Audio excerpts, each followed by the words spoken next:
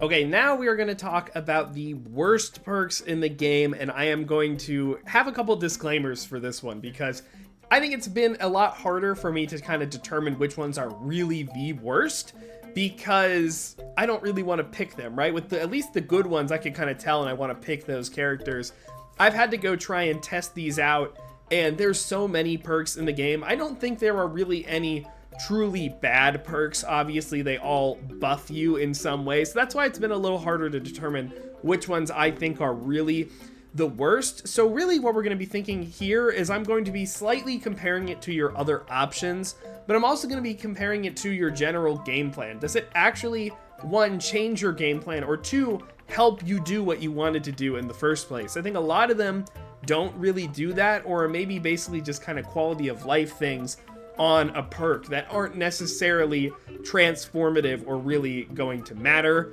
And again, too, is it worth even picking this if the other perk is so good, right? I didn't really talk about that in my best perks video. That was a little more objective. But for this one, I do want to kind of like look at the other perk in some situations. Now, again, this is going to be 5 minor perks and 5 major perks, because the major perks should be giving you a bigger, you know, kind of upgrade, and the minor perks should give you something that is still, you still feel it, but it's still going to not be as much. So I think, again, let's go ahead and start with the honorable mentions. I want to start with any of the characters that have general reloading your weapon ones. I think Doomfist has a minor like that. Queen's got one. Roadhog has one. Roadhogs in particular I think is pretty bad. Reloading your weapon is pretty good in some situations, right? Obviously the DPS output is higher overall. Torb is a really good one since he has so many bullets in his clip. But let's be real. In my opinion, I think they are kind of overrated, especially for ones that are like you reload once you hit an ability, because you should already have your ammo management for hitting that ability, right? It does let you kind of just unload and then have the follow-up to just hit that ability, sure. Hook or a punch or whatever with Doom and Roadhog, but I do think those in general are going to be pretty overrated. Another one that's kind of a little overrated are anything that like extend a duration at least a little bit. I think, you know, the Brig one where her whip shot, well, we'll talk about that one. Sorry, spoilers. Next, I have got, like, you know, I've got Soul Reaving from Reaper. I don't think, you know, there's a reason Soul Orbs were removed in the first place. It's not amazing, I guess. I think if they gave him Overhealth, that would be, like, much more interesting. But he has plenty of lifesteal. He's going to be fine without them. I have Seismic Sense from Venture. If you are burrowing without a plan or without knowing where the enemy is, you're already using your burrow wrong. I do not think you should use it for scouting, and I don't think you really have enough time to react to what you see behind the walls to get into position and get your team ready to follow up on your attack. So I definitely do not think that Seismic Sense is really valuable, and if you really want scouting, there are much better options than a Venture, I would say. Winged Reach from Mercy. She just has 30% more Guardian Angel distance. It can be kind of useful to get you out of a situation if you're like super deep or whatever, but Mercy has plenty of mobility and the slingshot already that she doesn't really need it, in my opinion, at least in some very slight situations. But for the most part, I think this is just a little too much, right? I think it's a little redundant. And then finally, I have kind of both of Reinhardt's perks. I think they are antithetical to how you want to play, right? If you are super far back with your fire strikes, you're not going to hit as many people, you're not going to get as much shield back where you really need the shield. And if you're super forward, you'll finally get that shield back, but if you're really close to the team and you're hitting multiple people at a time, then you probably aren't using your shield as much anyways, so you don't need as much health, you know? And then the other one where it's just a couple of seconds after holding shield, his passive health regen kicks in. His passive health regen isn't even that good, and if you're kind of like up and down in the fight, you actually aren't really getting anything out of it because you haven't given yourself enough time to kick it up. So next, let's go with the actual picks I have here. I'm going to start with Genji. I think Genji's perk set overall is underwhelming, but I think this is like a perfect example of just why would I take this, because it's just so it's just redundant, right? Swift Strike resets double jump. Genji has no problem jumping and getting around the map. He's got wall climb, he's got dash, you know. I find this to be really, really situational. Might not even be the word. Like, what would I really need this for, right? Maybe, I guess I see this tracer here, and then I've jumped, dash, I jump again. I didn't even jump there, but I didn't even need to jump because I got all the way up on this super high wall anyways without it. So like, what is the application here? How do I do I really get that much more mobility and like that much survivability out of this one? Or can I just use everything I currently have in my kit anyways to, you know, survive and do that? I think that this is just really not worth it. Even though it's, you know, it's up decently often, the double jump isn't even like that high to begin with. Your vertical mobility comes from your wall ride anyways. So sure, maybe if there's more open maps or maps that have high grounds that have like, you know, like let's say this bridge here, right? If there's no wall I could climb, ignore these, you know, there's no wall I could climb. Perhaps I could do that, but then it's like, why not just dash up? You know what I mean? Like, you can still dash up and then walk like to a wall to climb it. Like, you don't get that much vertical mobility out of this. I really think that it is just not worth it to take. You should buff your ult a bunch, because your ult is the weaker part of your kit anyways, without like a nano or anything on top of it. So I definitely don't think it's worth it to take acrobatics. It's just very redundant. Next, I have something that is kind of in that category of this is like a quality of life thing that shouldn't really be a perk, because I don't think it's worth it. Cleansing grip. Now you might be thinking, or grasp rather. Well, of course, like being able to have a cleanse is really, really powerful. It is when you aren't pulling your teammate to safety and giving them invulnerability, right? I think that's like really the biggest thing, because like if they're affected by hack, then you pull them and you know, the hack doesn't go away, but they're going to be able to get like, the silence doesn't go away at least, but you pull them, by the time the pull's done, silence is over. If they're affected by dynamite, you just heal 50 health, which is a lot of the dynamite burn damage, and you get them out of there, right? You get them safety, you can heal them. And if they're antied, again, you just make them invulnerable, especially if they're super far away. You know, the longer they're in pull, the longer they're invuln.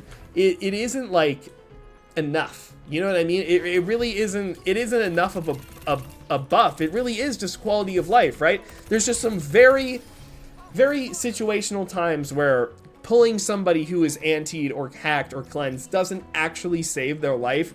In most situations, I found, as somebody who likes to attempt to play Lifeweaver in certain situations, it just really isn't worth it. Like, I really don't think that the cleanse is enough power to really be like interesting or viable or anything like that.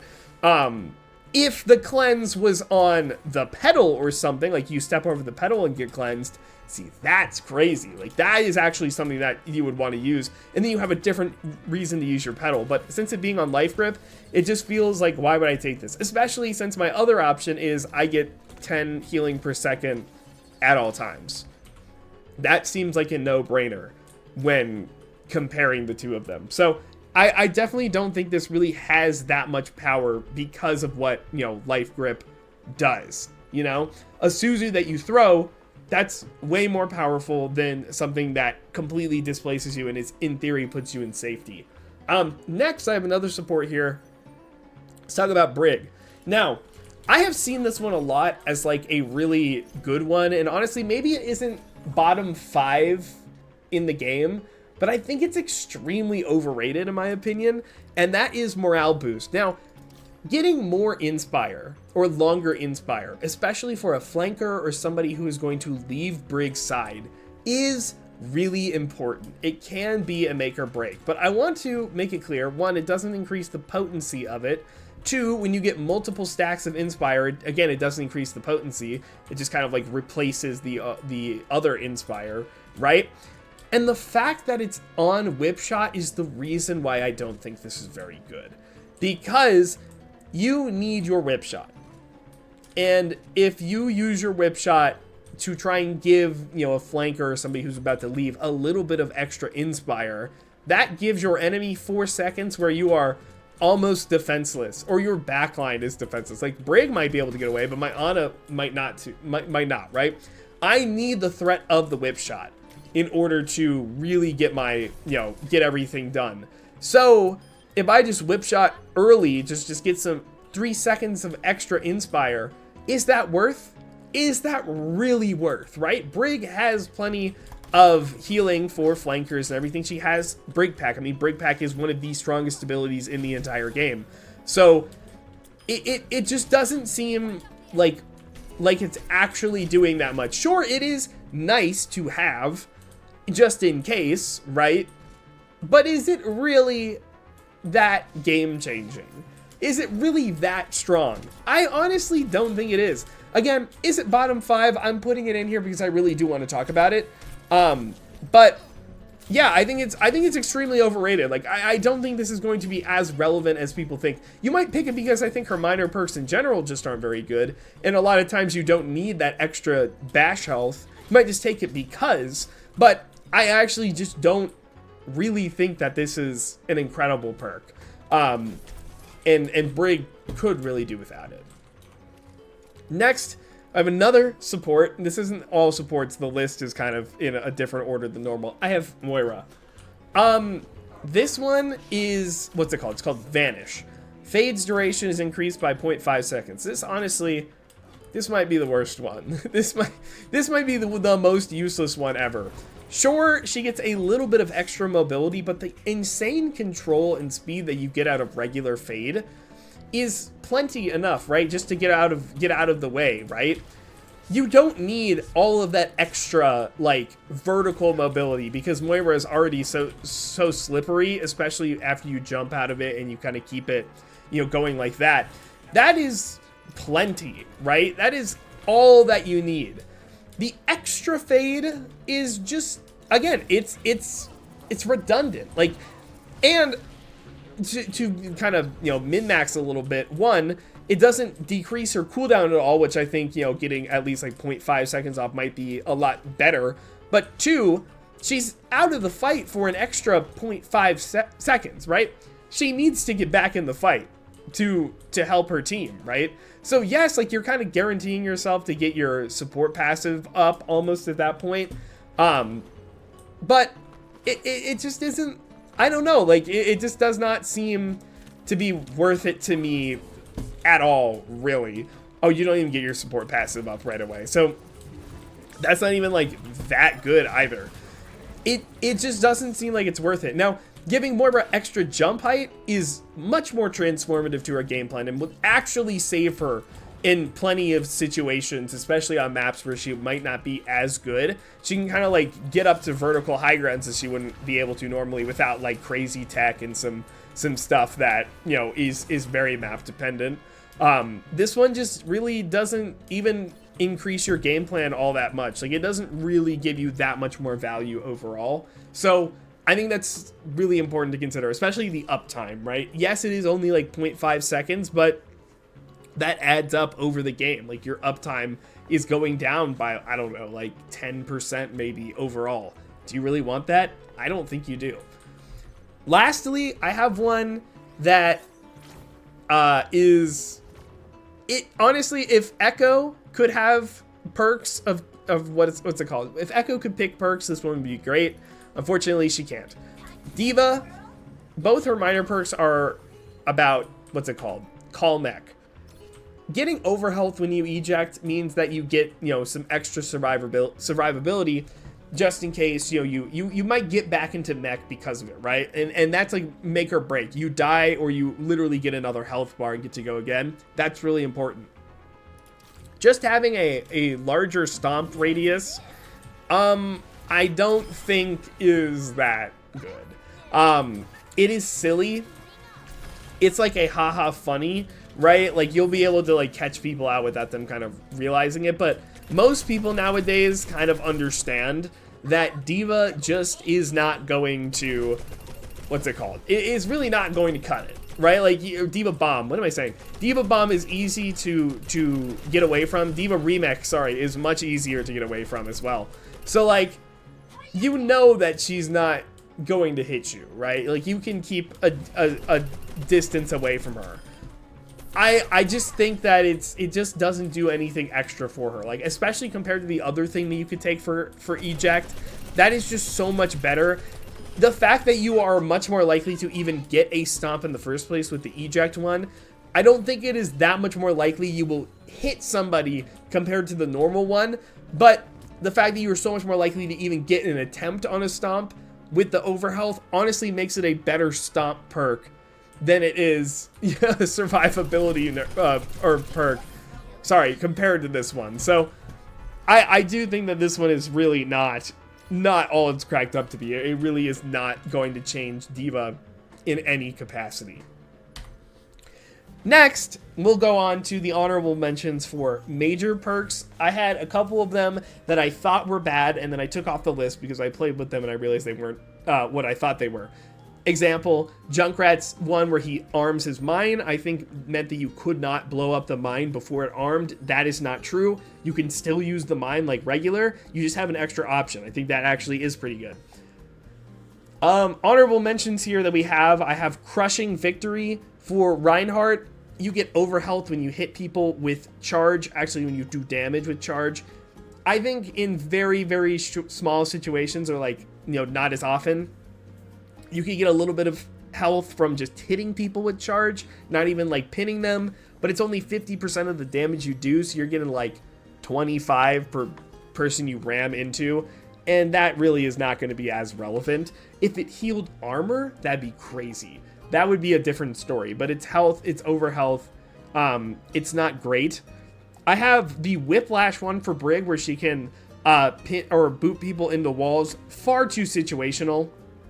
Again, that is too much of an important ability to be using like that, right? I don't think it's going to happen very often. It's like, I guess, kind of a nice to have, sure, if the situation applies, but it really isn't going to change how you play because you need Whip Shot for any situation, not particularly just to go for like a strange wall kill. It just isn't going to be as relevant, I don't think. Reboots for Juno. When you use your gliders, you get another jump. Again, she doesn't need it. She has plenty of vertical mobility. If you know how to use her gliders, you can shimmy your way up to high grounds anyways. Really not going to be that relevant, I don't think. Stack Overflow for Sombra decreases the range of hack and increases the hack time by double, and double is only 2 seconds. And I think that, yes, that could be lethal, but what you have to give up, that certain survivability, you have to kind of put yourself in a worse position to even get a hack off in the first place, just is not going to be worth it, I don't think. I think it's going to be way too risky to pull off. So I personally would not think that one is going to work as you might think it does. And even then, 2 seconds isn't really that long. Yes, it could be lethal, but in most situations, it might not be. So I don't know. I don't think I would take that one. And then finally, Chain Boost for Mercy. Yes, giving another target damage boost, sure, whatever. But Mercy is typically going to be with one person at a time, and stacking 2 people on an angle with a Mercy as a third, that's just too many people. Like, too much resources to pump over there. That would be Mercy playing with her team more, and if she's doing that, I just don't think she's going to be playing correctly. She needs to be moving, she needs to be mobile and safe, and if she's playing with her team, honestly, Mercy is probably much more at risk because she doesn't have good targets to fly to, and she doesn't have good mobility to keep herself safe. So I would not take that one that often. I guess there are some situations that could be okay, but for the most part, I think it's antithetical to what Mercy wants to do. Let's go ahead and go on to the next one here. We're going to return to D.Va because I thought this one was good, and then I tested it. So I want to show you something. Here's micro missiles. Okay, it does about 150 damage. Okay, sounds good. Then we go to heavy rockets. Oh, it doesn't even do 175 damage. What is the point? Like, genuinely, what is the point of this one? I understand that they're bigger, like the explosion size is bigger, but the damage increase is like nothing. Yes, when you're playing D.Va, you're shooting while you're using your or you're using your, what's it called? Your stuff. I understand that. In some capacity, it might be a little higher burst just because, you know, you get one bigger one instantly. Sure. But the overall damage really isn't that high. Like, I struggle to understand why this one would be the one that you pick over the Matrix that gives you...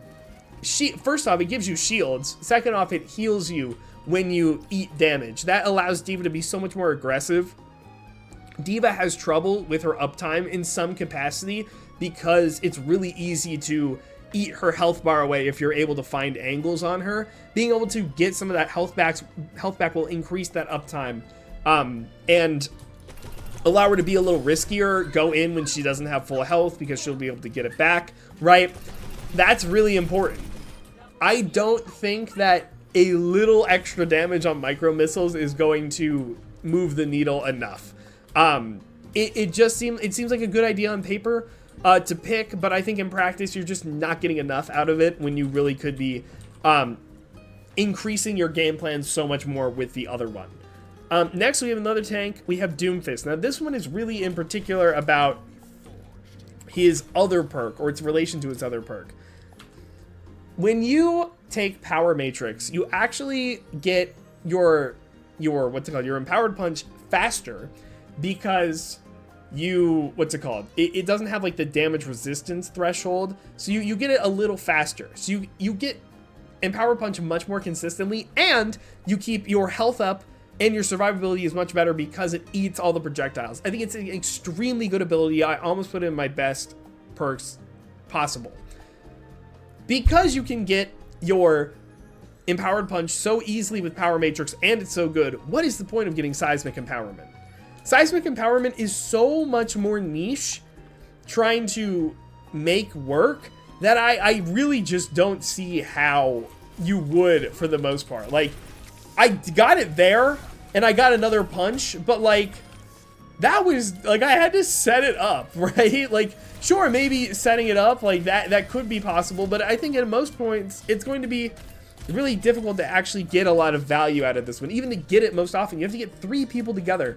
In Overwatch 2, it's much harder to find people as hard stacked as, you know, they are in the practice range. Like, I had to make that happen in the first place, which is already, like, I have to punch in and then use my ability, my movement ability that could get me out. Like, that's not great. So I think it's much more consistent. You'll get an empowered like this, you know, make some noise. Now they look at me, they gave me empowered, they didn't know I'd shoot. And, you know, obviously they're not shooting me. Or I'll give you a better example, I suppose, with the rocket bots here. But that's kind of like where I'm coming from, right? I'm going to get in there, get in my face, look at me. Okay. Thanks, buddy. You get the idea. You get the idea. So, yeah, I just don't think it's worth it. It's much more likely you're going to get Empowered Punch on the block, and you get more out of the block than just the Seismic Slam one. I would not take that one in, like, basically any instance, unless they're playing a full, like, Moira, Zarya, Symmetra team. Then I guess knock yourself out. Next year, I have another Venture perk. It's gotta be Covered in Dirt. Now, Covered in Dirt was bugged. It is now fixed, but Covered in Dirt used to give you extra shields when you hit Drill Dash as well. Now, that actually seems pretty good. In fact, if you got extra, if you got extra shields from hitting abilities, not just using them, I think that's actually pretty good for Venture. That sounds like a really, really good perk, and it's somewhat skillful. Having to hit Clobber and hit all of Clobber to get enough shields that just using another ability would give you, in my opinion, just ain't it. Because you have to, one, very often you're not going to be hitting every instance of it. So there I only got 70, or I got, what, 20? Sorry. 20 shields. Not great. And you have to get super up close and personal, right? Which, sure, if you're diving someone, you're going to be super up close and personal, but you don't need this when you're diving someone or you're really engaging on them. You're going to need this more when you're going to be brawling a little more, like taking a lot more attention. And at that point, you probably don't want to be sitting here stuck, like glued to the people in the front line because you need this extra itty bit of shields. Does not seem worth it to me at all. I don't think Venture's perks are great overall, but the other one just increases their range. And if you want to talk about increasing your survivability, not having to get as close to people to deal damage, definitely part of it. And also being able to like knock people back and like kind of chase them if they have like movement abilities after they got knocked back. You'll have farther range to catch them. Much, much better. So I would just say that like it just is not worth it to pick up this ability. I suppose, now that I've shown it off there, you could hit multiple people, right? You could go a little over if you hit multiple people. That is most likely not going to happen. It's just not as feasible for Venture, I don't think. So I would not take Covered in Dirt because I just don't see the value. It feels like a minor perk, honestly. It feels way too underpowered to be a major perk. Next, we've got a couple more repeat offenders. Lifeweaver, and I was playing with this earlier today, and I honestly could not tell when this was even applying, right? So obviously Cleansing Grasp, which we talked about. Superbloom, Thorns detonate extra 30 damage when enough stick within a second and a half.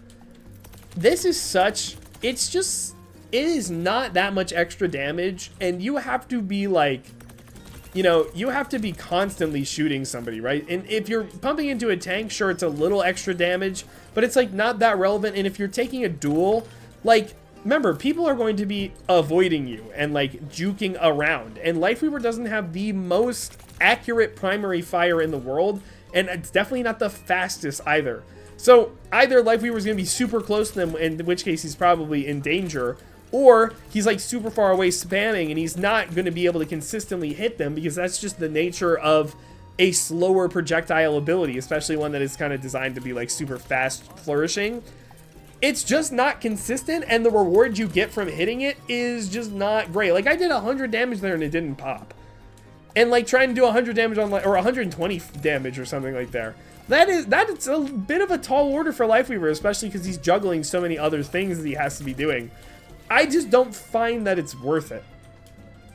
I do think that the overheal from the other one is like extra like burst you get from using the dash, I think is way better and can actually come in clutch.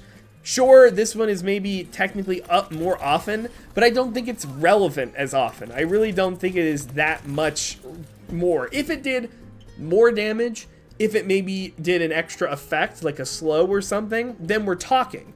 But as it stands right now, I just don't think it's relevant enough to really matter. So that's Lifeweaver. He's got another bad perk. Oh well. The other perk I'm going to talk about, the last one here, again, no particular order. I don't think I said that at the beginning of the video. No particular order. Is the Moira-Contamination perk. Now again, Moira doesn't have a great set in my opinion. But the reason I don't like Contamination is because it is redundant.